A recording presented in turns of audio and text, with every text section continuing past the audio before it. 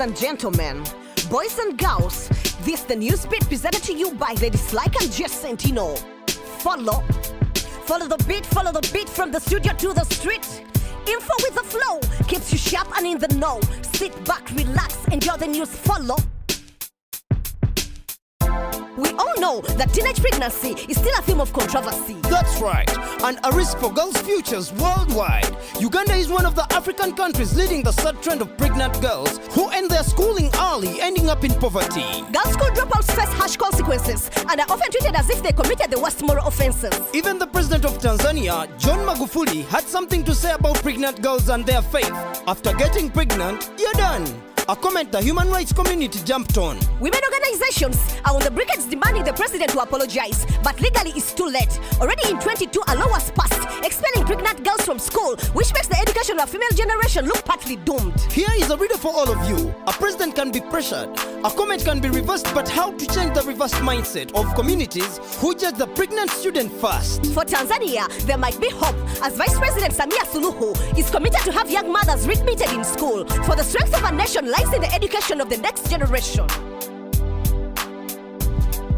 Burundi has been immersed in a political mess since 2015 when President Pierre Nkurunziza decided to run for a third term, which he went on to win. And according to the report by the United Nations, the East African member state will need a regional and international intervention to prevent it from descending into a violent dictatorship with no rule of law and to avoid a repeat of the genocide that devastated Rwanda in 1994. Over 500 people have been killed since the beginning of Burundi's political crisis, and more than 400,000 people have fled the violence. President Nkurunziza's ruling party has become the only state party over the past 2 years, and it has intensified its crackdown on the opposition and the media. The ruling party's youth wing called Imbonerakure, which operates like a militia, has also been at the center of human rights violations like rape, murder and torture. Almost all heads of the opposition have been silenced by state authorities, and the national army has dismissed almost all soldiers of the Tutsi ethnicity.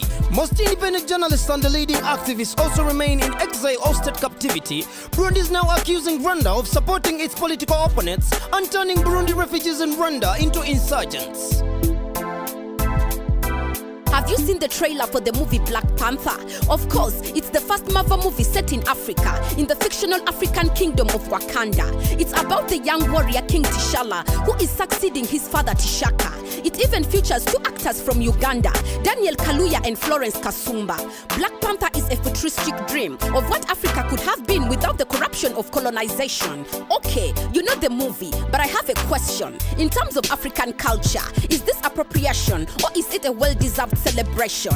It copies cultures from across Africa, from South Africa up to Ghana, like Lesotho Sinamarena Blanket, one in the film by Angela Bassett. It blends the modern and traditional, but does it give credit to the originals? There is no clear answer for such a question. How do we know if it is appropriation? The Black Panther is part of a bigger conversation, and after the release, let's continue the discussion. I'm MC Yala, reporting for NewzBeat. Initiated as a child soldier by Katanga Mai Mai militia at the age of 14, Rodrigue Katembo now protects wildlife in the national parks of Democratic Republic of Congo. Driven by his love to protect and serve the wildlife in the war-torn country, he has seen his young brother get killed in front of him, which sends a clear indication that he has to do something. And what better way than to mix passion with VGS as a game ranger? For it's always been his dream to be a game ranger, even if the job puts him in a great danger.